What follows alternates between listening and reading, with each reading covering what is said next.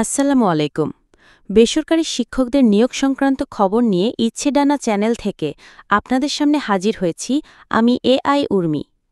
বেসরকারি শিক্ষা প্রতিষ্ঠানে প্রবেশ পর্যায়ে শিক্ষক নিয়োগের ষষ্ঠ গণবিজ্ঞপ্তির সুপারিশের ফল প্রকাশ করা হয়েছে।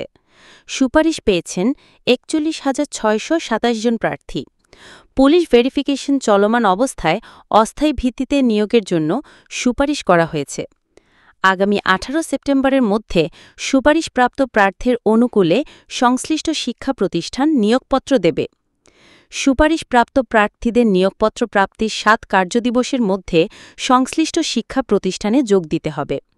শূন্য পদের তথ্য ভুল প্রদান, যোগ্যতা যাচাই ছাড়া যোগদানপত্র গ্রহণ বা প্রতিষ্ঠানের কোনো আইনি জটিলতার কারণে কোনো সমস্যা হলে তার সম্পূর্ণ দায়ভার সংশ্লিষ্ট প্রতিষ্ঠানকে বহন করতে হবে।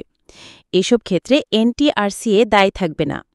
বেসরকারি শিক্ষকদের যাবতীয় খবর আপডেট পেতে আমাদের চ্যানেলটি সাবস্ক্রাইব করুন। ধন্যবাদ।